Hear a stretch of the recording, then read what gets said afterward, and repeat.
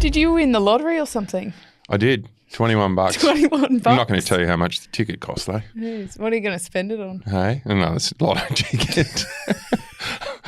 I don't know. You could get a couple of coffees for that nowadays on the sunny coast. Well, Merckxy has brought us coffee. I've got mine in my nice pink Amy's Foundation cup.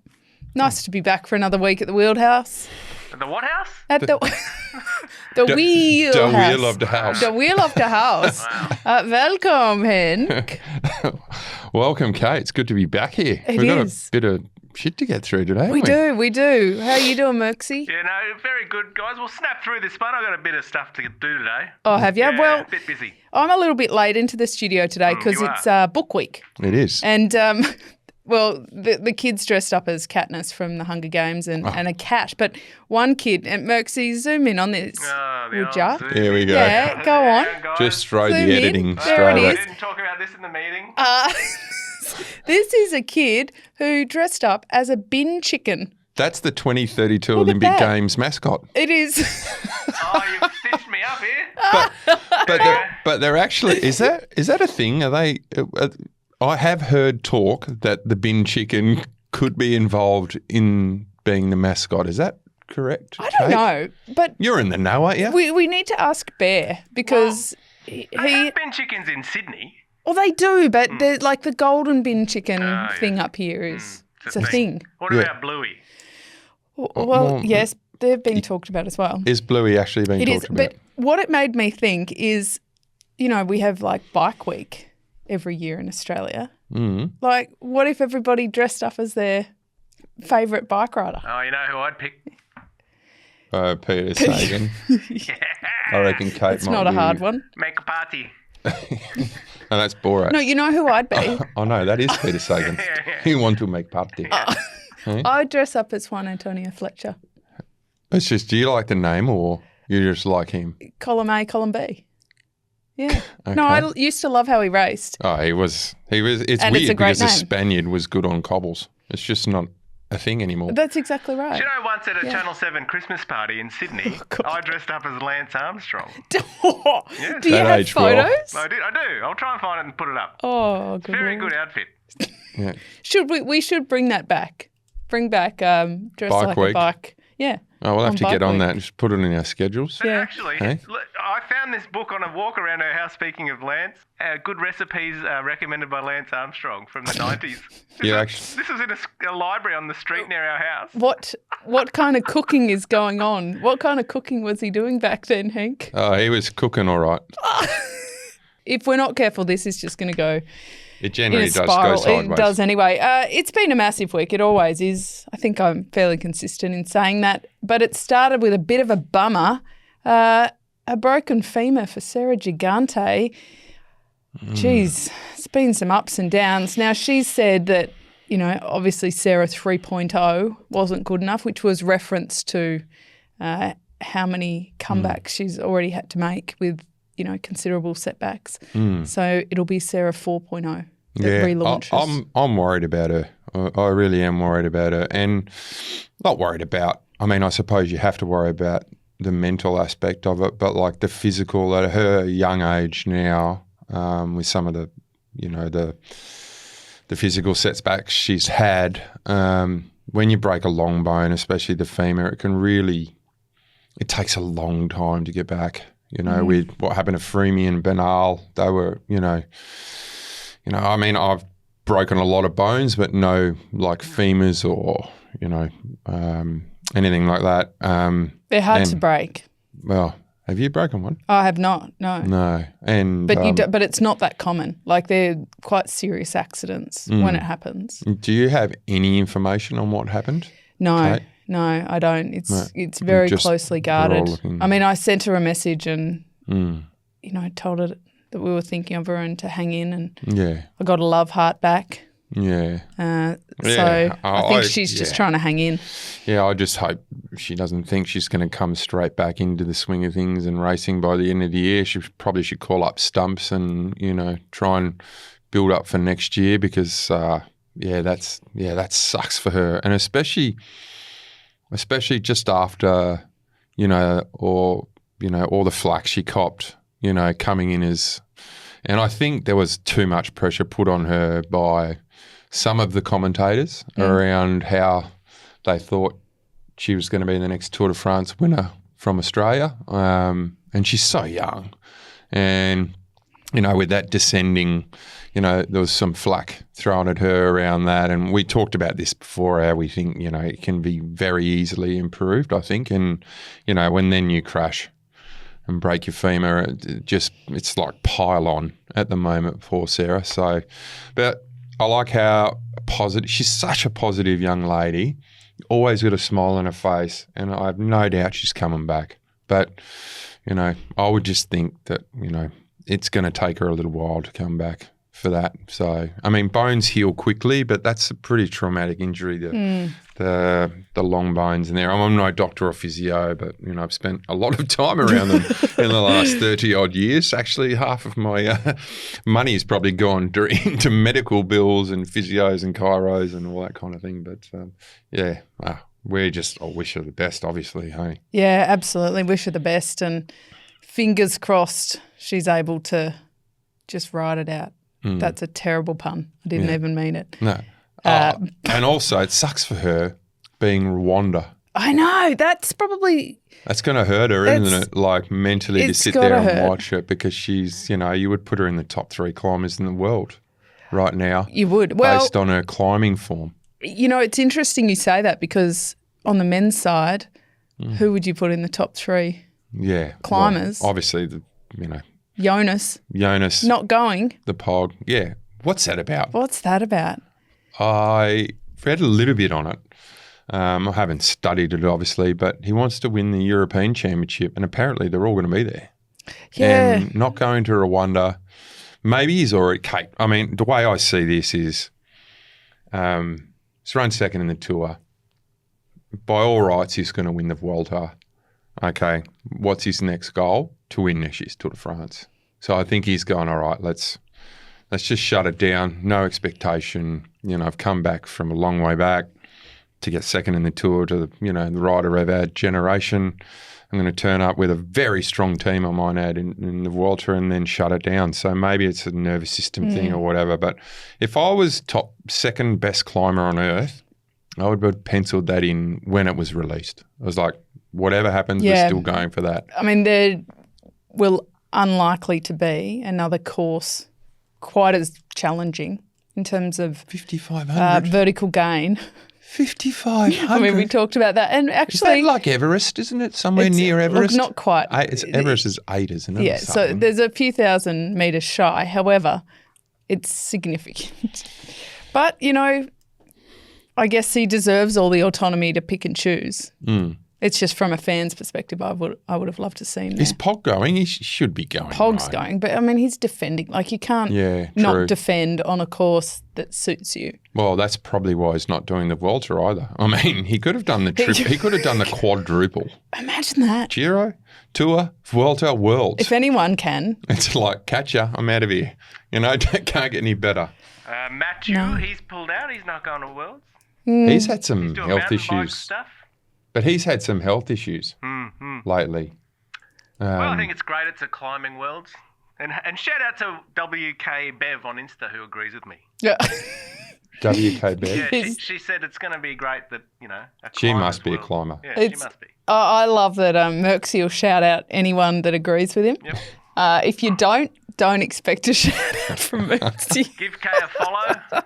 What a legend. Thanks, Kay. It's now I want to talk about a wee little occurrence where the women's teams and the UCI came head-to-head over GPS trackers. So if you remember last year at the World Championships, there was a very tragic incident with Muriel Fura, who passed away, and it took some time for the emergency responders to actually find her because she was off the course.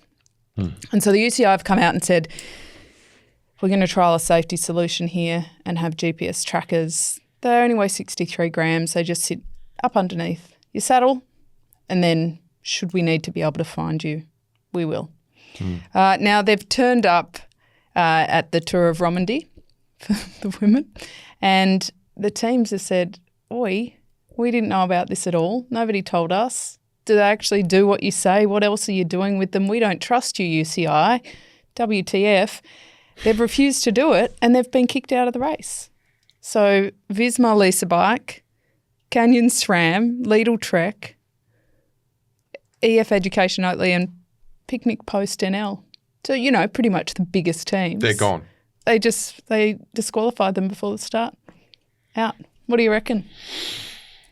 I reckon it shows that most teams, men or women, really don't have a great deal of faith in the UCI.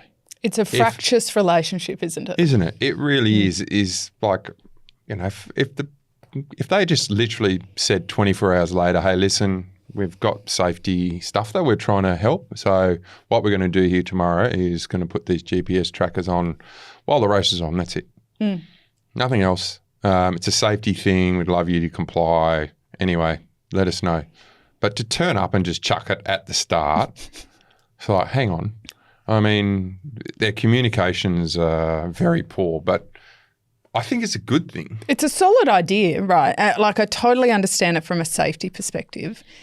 I do question, and you raised this before we hit record, what else are the UCI going to do with it? What else could they do with it? Well, the first thing that I've thought of is, I'm not sure if you saw the Baby Giro a couple of years ago, but there were certain teams, some Australian, who were booted out, and some riders who were booted out for holding on up the Stelvio. On a car. Yeah. Holding onto a car. So if you've got a GPS and you're doing 48 kilometres an hour or 60k an hour uphill, they can actually look at it and go, yeah, you're cheating. I'm sorry, but you're out. So it's very Big Brother, like eyes everywhere. Yeah, but I think there may be a two-pronged attack in here with that. So GPS isn't going to track sprinters. I think that's ridiculous. But that could be a reason they're doing it. I mean, I've just thrown a massive spanner in the works here with that, conspiracy theory. Actually, hold on. So you've just really gone down I've opened up some worms there. Foil hat kind of route there. Yeah. You reckon that they could be using it to track sprinters' lines in sprints? Well, this is another thing that's just popped up into my grey matter while we're talking about it. Because, I mean, if you're literally going to, say Cavendish was still racing and he'd love to throw a hook and they can show all these straight lines and then you see Cavendish going on a 45 and they're like, we could prove it, mate. And what about That's good. we talked about ownership of data in relation to Remco and wind tunnels and Lucas Platt being all over it and owning his own data. This is an interesting one. Are they using the information? Well, are they using it?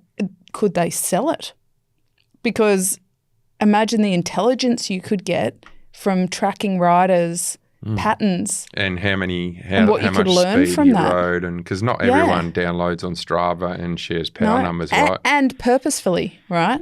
There's some athletes that are really transparent with it and others that are like, no, absolutely not. Yeah. But there's got to be some privacy around this stuff. Like GPS is, I mean, we all accept cookies on our phone 40 times a year, right, when you open a thing. So you're essentially saying you can track everything that I do from now on because I want to see this website on cats. Yeah.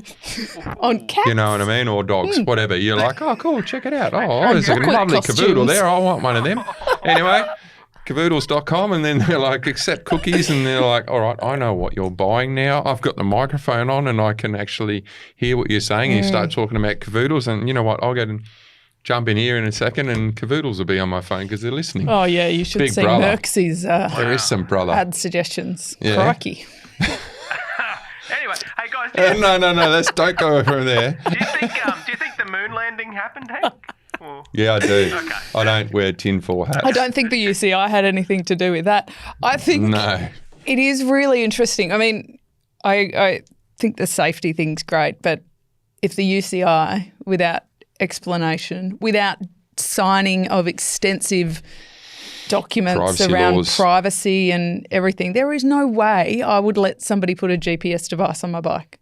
Yeah, No way. But it just shows you that still our United Cycling International Federation, which completely runs our sport, has a very bad communications manager or someone who should be talking to these teams that are paying huge fees to race in the World Tour. So, yeah. Just another dealer calling you there. Yeah, I know. Just factors ticking along pretty well. It doesn't end, but that's a good thing. Yeah.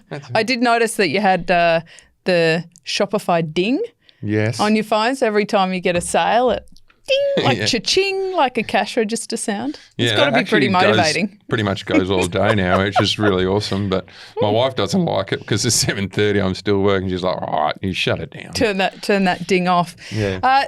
Let's go to transfers because it seems like there's something going on over at Jayco AlUla. It's like a mass exodus. Well, I think there's something better going on at the team that they're going to. So we've got Groenewegen and Reinders have gone. They left a couple of weeks ago or announced it.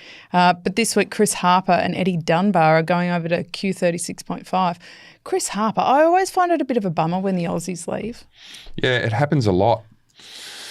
Groenewegen, I get it. He was him and Michael Matthews and now obviously Ben O'Connor were the highest paid riders. Now, did you realise that Groenewegen actually did the Tour de France this year? Well, only because at the beginning I had him highlighted. Yeah. That's it. So, that's the only reason. So you saw him at the team Prezzo. Year. You saw him at the team Prezzo. That's the only time you saw him. So I think that's tick for Green Edge. They're going to have, and I've heard he's on way more than over €1 million a year. So he's on €1.5 million a year. Had a good contract, won a lot of good small races, but didn't really perform in the big ones, which I'm sure that Jerry Ryan and the management over there and Brent Copeland would have been pretty much very happy to say, yeah, we're stoked for you to go on to a Pro Tour team, not World Tour team. That'll open some budget for them. It'll be good to get some up-and-comers. That's a big tick. 100% tick for them. After that pretty much stops because losing one of your riders who they've developed and's come through grassroots through Australian cycling, been really, really good for that team, and then to win the King stage of the Giro and then go over to Q36.5, ouch. Ouch for them. And then also Eddie Dunbar, who had a fantastic Vuelta last year. He's a great stage race rider who I believe in the future will be a top 10, GC rider for the next 5 or 6 years. Not super young or anything, but for them to lose to go over with Pidcock, I think they've done a really good job. Q36.5, and they've had a pretty decent year. Rory Townsend won Hamburg Classic this week on a long-range attack out of the break, which you just love to see, right? I do. When the break stays away and you're just wheeling them over the line, you're watching it all day, and then someone goes, "I've got to go now, otherwise we're going to get swallowed up by the beast that is the Pello." For him to win is fantastic. And I think what Dougie Ryder's doing over there, they have UBS as a sponsor. Now, UBS is one of the world's biggest banks, has the most billionaires in the world that invest in that bank. And I think that'd be a fun little networking event. Yeah, wouldn't it? We'll have to start our own, networking group ride with all the UBS riders. But I think they're on the up. I think that what Jayco AlUla now, I'm interested to see who they're going to sign because there's a lot left. And, does Durbo go on next year? Is there talk that Durbo goes on next year? Have you heard any rumours? Has he got a contract for 2026? I certainly haven't heard anything to the contrary. Okay. He's a pretty important part of the, not in the dodgy way, but the underbelly, like really the foundation of the team. What about Michael Matthews? That's a tough situation for him. He's not young. Having that embolism is... That's really put a spanner in his works. I think it's dangerous immediately, but it's not long-term dangerous. Yeah, well, his contract finishes end of this year. They'll re-sign him, surely. It'd be crazy not to. And with Groenewegen gone, there's also not the budgetary pressure.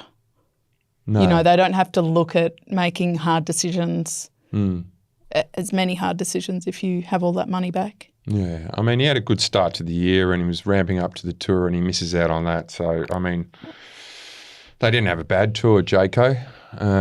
I think with Ben O'Connor winning a great stage, and Matthews probably would have got some results there too. So it's not all doom and gloom. It's not. There's some serious cap storage now, cap money that they can invest in. But you know, a lot of riders have moved on to Red Bull, and this is a great time of the year actually when we're riders. Open your phone the next morning, breaking news.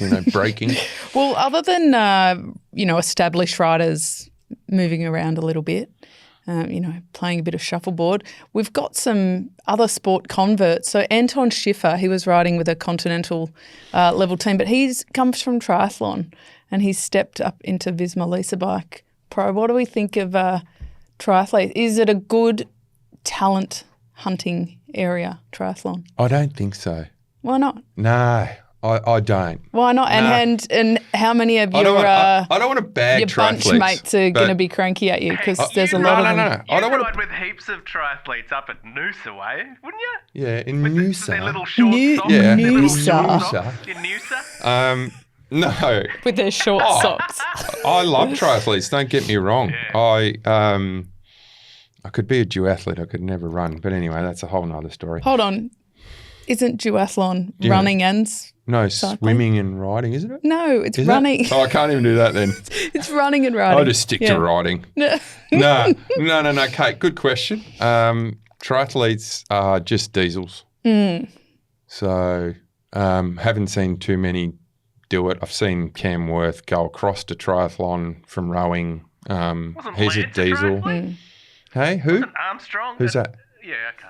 Yeah. He's getting mentioned a lot today, isn't he? No. You got the cookbook out there. You're getting your outfit out again, Merckxy. I don't think he was ever a triathlete. I think he was a really explosive bike rider more so than a triathlete. He was, by just temperament super or powerful. He was a powerful rider. Like if you think of triathletes, it's endurance, it's longevity. A good triathlete has to be kind of small and has to run. You've got to win it in the run. And has to be able to on the bike just go the same speed and just keep going. Yeah, they just have to be out there for 8 hours. Yeah, and cycling is a really, and I bring it up before, it's explosive, it's change of tempo, it's dynamic, it's skillful. Something that the triathletes really aren't that good technically. And I'm going to get smashed for this, but they ride in a straight line. And they go around a witch's hat and then they ride back the other way. That's like for the long course stuff, not the Olympic stuff. They have a lot they have to focus on, and it's not like they have an enormous amount of time left in their training schedule. Mentioning skills then, there's also been some crossover from MotoGP. Now, we've seen it in Australia with Brady Gilmore. That's been a success story. But it has been. Alex He's had a great couple of weeks. Espargaro, he's switched from MotoGP to Lidl Trek. Yeah, I mean, he's now going from, the MotoGP riders, do you know that Caden Groves was a MotoGP rider as well before Supercross as a young tacker. They're skillful people. They know the best lines. They know, I'm sure that technically he'll be good, but totally different. So what's Brady Gilmore's strength? Because he's every year just progressing really consistently. He's a very strong, powerful young man who has watts. Lots of watts. Lots and lots of watts. But he still needs some developing.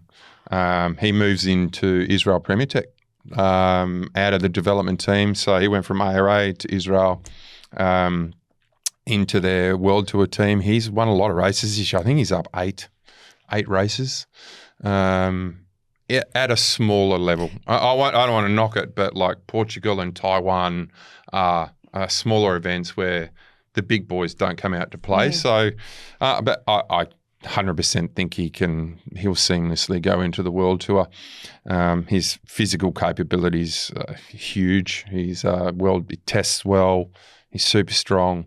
He just needs to get, a little bit more smarter tactically, but that'll come with the amount of races you do. They tend to be a little bit short and stout. Right? Oh, yeah.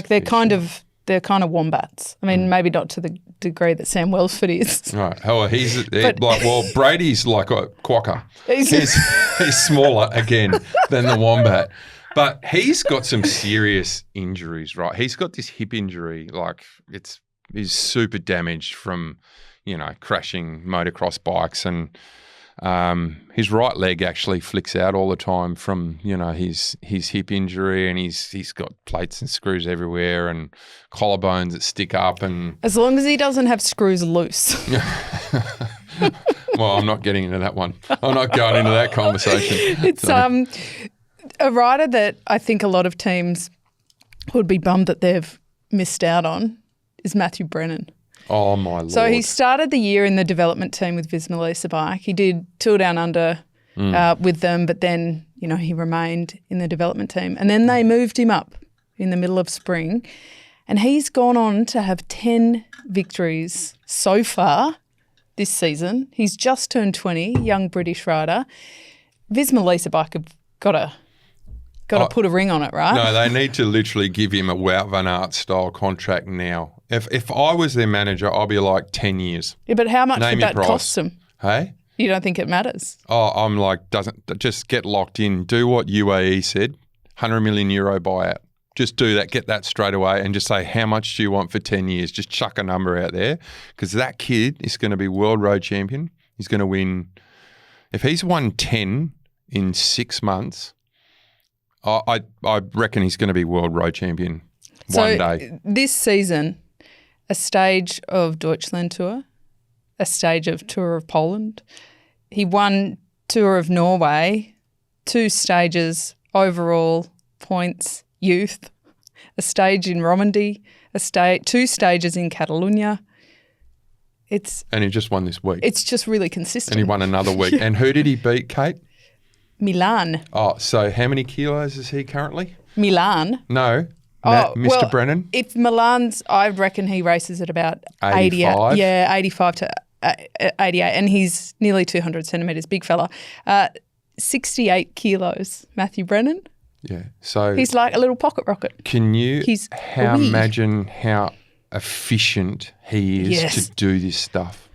And as I know you did and I did, but watching ParisRoubaix this year in his first start, he came out of the Arenberg, Van Aert's dropped. He was front group all day, and he just ran out of kilometres at the end, and Wout ended up running on the podium, 3rd or 4th, or wherever he was. He literally just like weeks before being punted up into the World Tour squad. Oh, you're good enough, jump in. Oh, by the way, do you want to do Paris-Roubaix with the best team in the world? Yeah, okay, no worries. All right, I'll just go front group. And then he wins 10 races. He's beating the world's best sprinter. He hasn't even started his career. So he's, at the moment, a very good sprinter. He leans more toward that side. But could he transition, given his frame, into a pog? Yes. Ooh. At 68 kilos, there's no reason why. Because just your power to weight is... And because he's so young, he's 19, they haven't put him in the Giro Tour or Vuelta this year, which is very smart from the bees, because they call them the bees now, honey bees.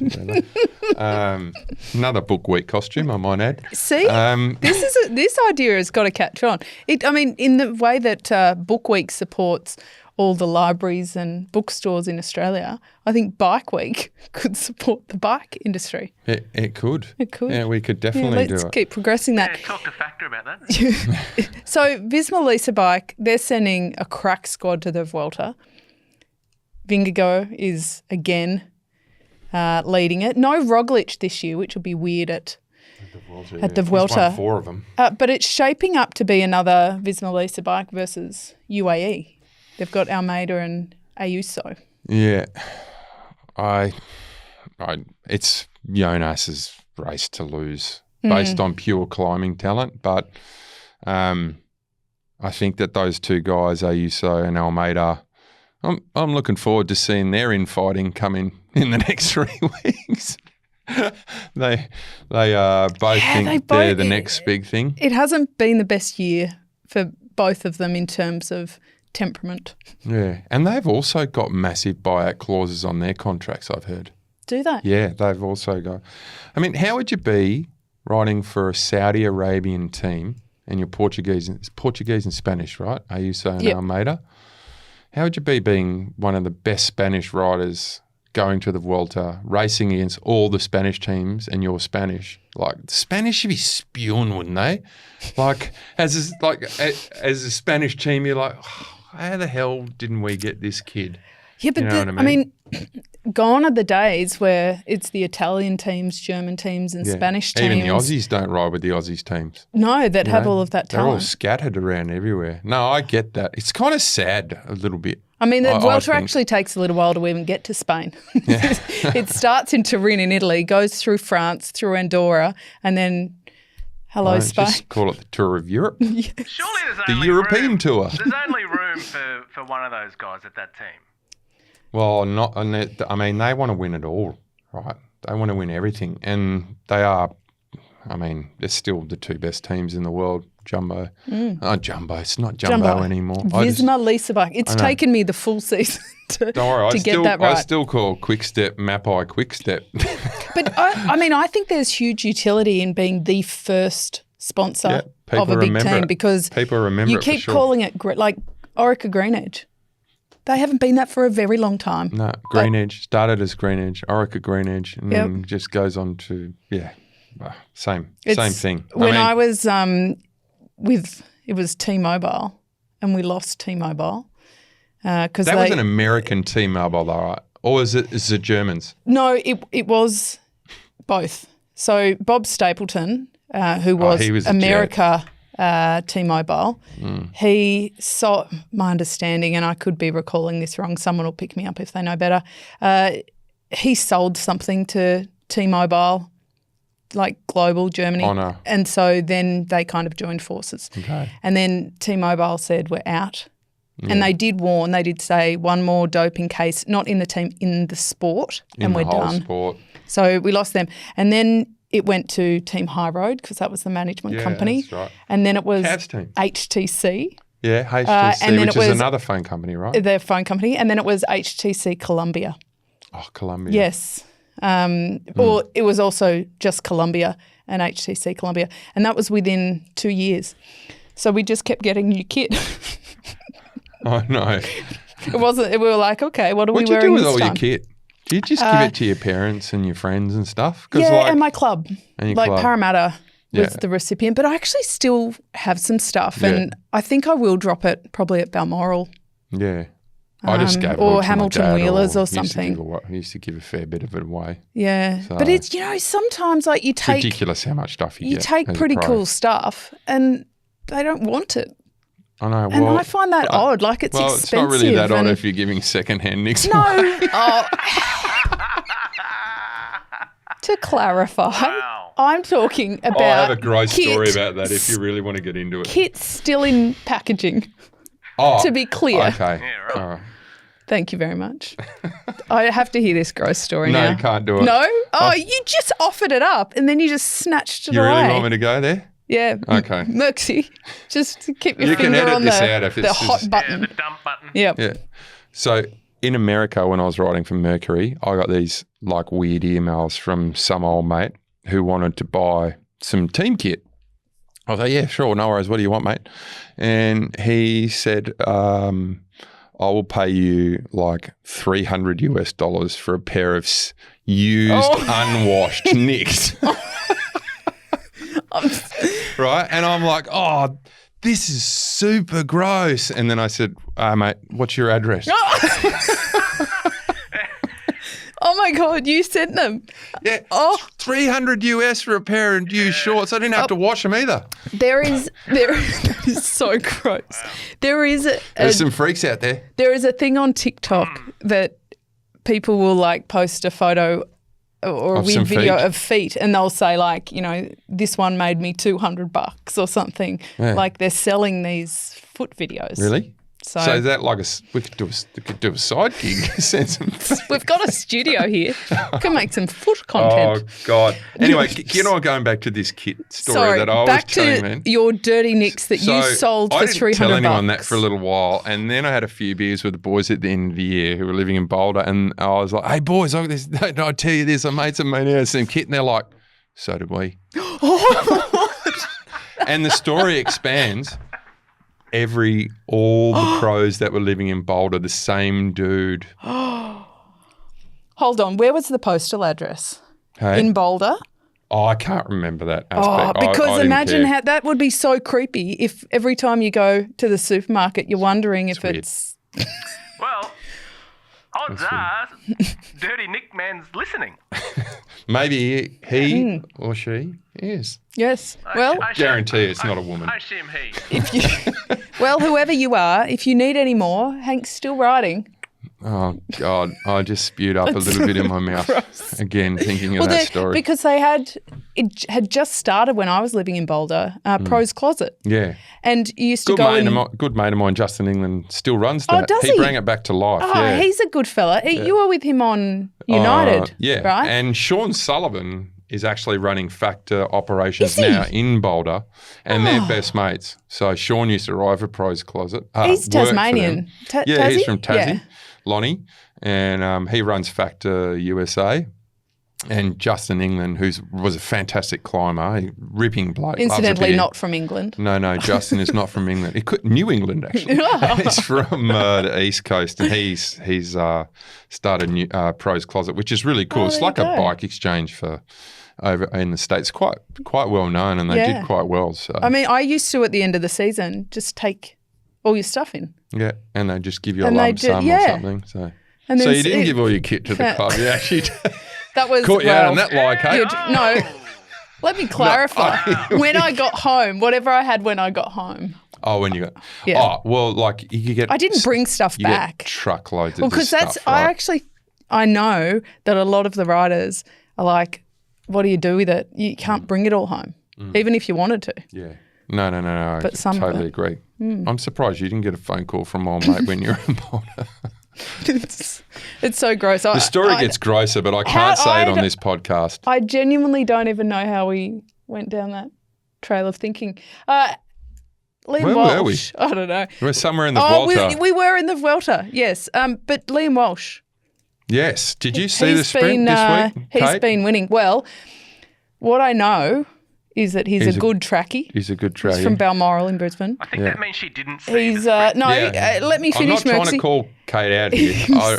His younger brother, Finn, I reckon, so super talented. Great family. But trackies are known for their seated acceleration. Yeah. Well, he didn't just accelerate. Like he had a great, Case did a great job with them. With him, I should say. Got him on Luke Lamperti's wheel. Liam just was straight on the back of his wheel. He stood up, and the final was like bricks, or like I wouldn't call them cobbles, but he stood up in the sprint, and Liam stayed seated, went around and won by like a length and a half. So huge win for Case, and they've done pretty well this year with some of their results. And actually, they got 1-2 in a Kermesse this week as well with John Carter and their other sprinter. His name escapes me now, but 1-2 in a Kermesse. So they're having a crack over in Europe, which is good. We need teams like that over in still racing internationally, where our state of affairs at the moment with teams is pretty dire, Kate. Well, there are some rumours flying around about Pro Velo next year. So when we have some information, we can share that. But we're not a rumour mill. What's definitely the rumour? not. Oh, just about how it's going to operate and a few changes from this year. But we'll share whatever we know when we know it. Yes. But yes, the domestic teams are certainly having to race overseas. Why isn't Liam Walsh signed to a World Tour team? I don't think he's far away. See, sprinters are like, there's not many really good fast guys, and I think Liam should be picked up somewhere. I mean, how good was Jensen Plowright when he was racing for Bridge Lane? He's a jet, loves racing. Has had a solid year. He's had a lot of top tens. I think you really have to keep showing that you can win bunchies to be signed in the World Tour as a sprinter. You have to test well. And it gets to a certain point, Kate, and this is the Kane Richards story that really sucks. And the way things are going is like over a certain age, they're like, what's wrong with you?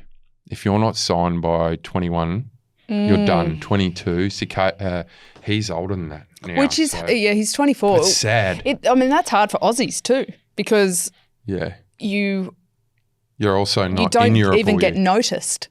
Yeah. I mean, I very clearly remember, going back when I was still a junior and we were heading to Junior Worlds and Sutto was coaching the Aussie junior team and other Sutto, Shane. Which is on right now, Junior Worlds. It is. Yeah. And other Shane was, Shane Sutton was coaching GB. Mm-hmm. And, it was back before internet and whatever. And so the rumour mill would be about what pursuit riders were doing what times because you couldn't really actively get the info. And Shane was like bragging about this young kid who was just ripping every record off, Bradley Wiggins. Yeah. But back then, you wouldn't know. You don't know anything except that the coach is advocating. He was good. Yeah. And I say that because I feel like a rider like Liam Walsh, like you see him at club racing, you see him at the track here, at nationals, at national events. NRS. And so you know what he's capable of. But it's a bit harder for the Europeans to even see that. That is pretty important for Aussies to advocate, right? Yeah, no, I agree. And it's harder for us because we can't just, as Australians, Europeans do a race, drive home. Like their family live in that town. So uncles, aunts, brothers and sisters, they're in their home environment. For us to go, you have to find long-term accommodation. You have to have a huge budget. And I'm not talking just about like Cache per se who do, I'll call them raids. So there's let's do a 4-week block and 2 stage races in Asia, come home, start off with Pro Velo, do 2 weeks here, and come back and, do some training and then go to Europe for 4 weeks and then come back. It's difficult. So you have to do a result in those periods. And whereas, say, a French guy, Belgian guy, German guy, Italian guy, he just has the whole year's program and they're in their home environment, no time change. They're not renting in a hotel with 6 blokes, sharing a bag of rice and because their budget's running out. And that's the story. That's how Neil Stevens got his contract. He was riding for the Zero Boys back in the late 80s. 3 or 4 guys living in a house with no money, and they literally just nominated for these small races and had to win them, which a couple they did. So, this is that late 80s, the Yonka, the Stevens, the Hodge, that's how, Alan Piper and all those guys had to make it in the world of cycling. It's like, put your big boy pants on, get on the plane, go over there and suffer and ride every 2 or 3 days, like race every 2 or 3 days, kermesses, road races. And it's all changed now with licensing and stage racing. There's a lot more races back then. But if there's a sense of what's wrong with you, you're 22 and you haven't been signed yet. It's atrocious. Is it made worse by having Jayco AlUla?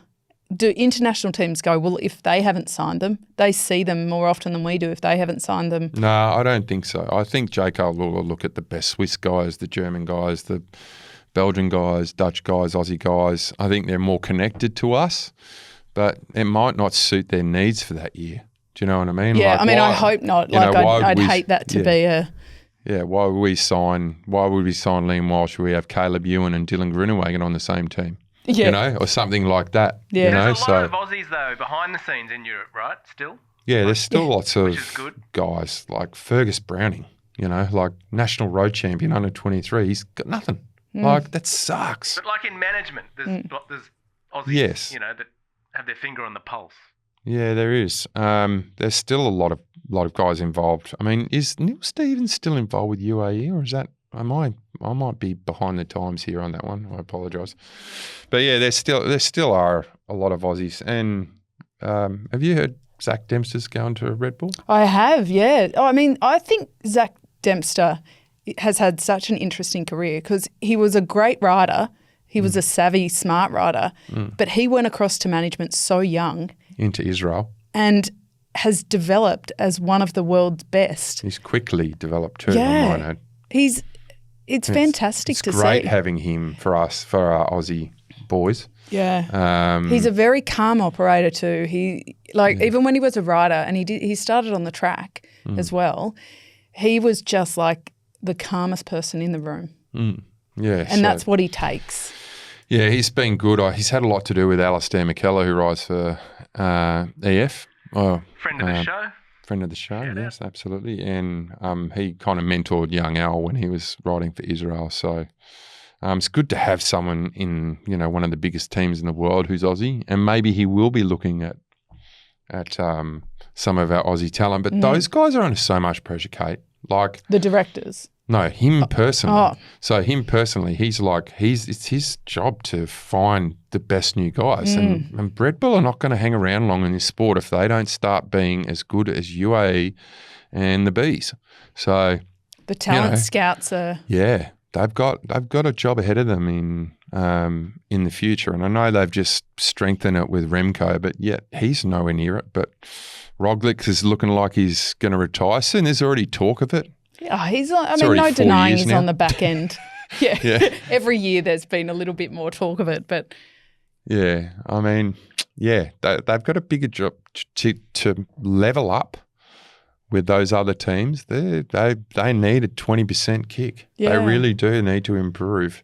And it's great we've got sponsors like that now. Red Bull, come on, that's freaking massive. I'm going to see if we can get Zach on the podcast because I think it's a really interesting conversation around exactly what they're looking for. What is there a specific moment that they see and go, we've got to have them, or is it a series of things? Yeah, I want to know how they're. I mean, he might not tell us, but I want to know, and he's only new there. But it'd be nice to know how Ineos look at their scouting and what they do. But Christ, they've sold the farm to get Remco, so she's a big deal and a big buyout course. So big risk, big reward. Oh, I mean, you definitely do anything to get him. Like he's going to be around for a long time. So I think it was a good call. All right. Well, it is a big couple of weeks ahead with the Vuelta. Are you going to be staying up late at night, or are you going to watch highlight packages like most Aussies do? I think I'm going the highlight route. Yeah, and mostly because that's pretty much what I do. It's bloody tough. You function sleep deprived. Yeah. For months and months of a year with shopping, cooking, cleaning. It's not the whole life stuff getting in the way of staying up and watching bike races. I think I'll do highlights, but it is actually a good rhythm to get in when you can wake up and watch the highlights while you're doing the morning run. Minutes. Yeah. I actually pick out when I say the tour is on. And I was there, so this is not when I was on. Time zone friendly. Yeah, that was great. But like in Australia, like Roubaix, I'm staying up no water. Flanders staying up, Groenewegen staying up. And if say like Jai Hindley's leading, the Giros per se, which he did, you'd go and watch the monster stages and the Tour de France. Like you definitely watch like iconic Ventoux days. You stay up for them because you don't want to miss a bit. In your highlights packages, you don't see the first half of the climb or the attacks are. They just show you like a 30-second Ventoux reel, which sucks. So, but I think it's not all she wrote with Jonas. He could be tired too, but it's his race to lose and.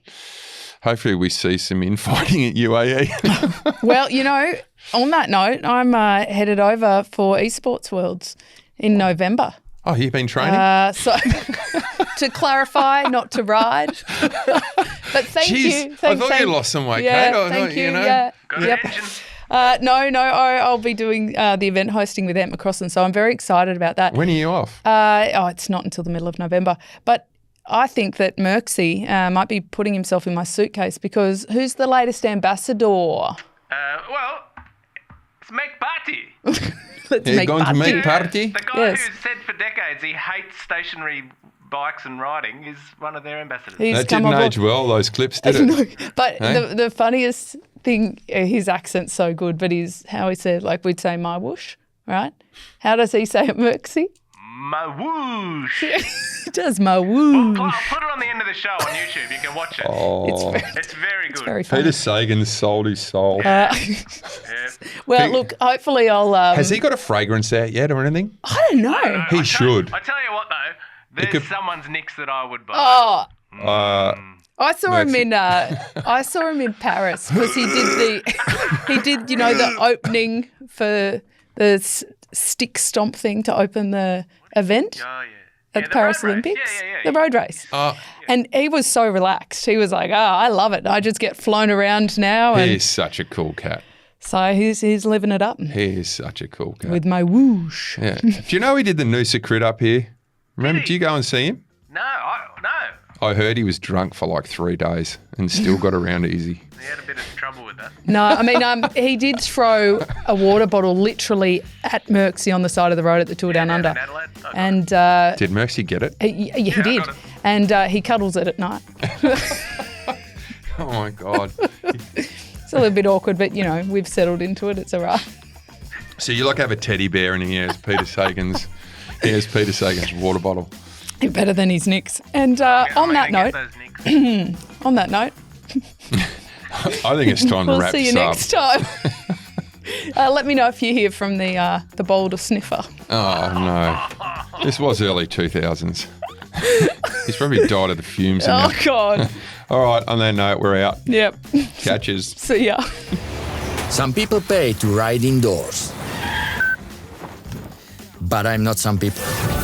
When you're training up free, you got little extra for life's priorities. Train smart, ride hard, spend smart.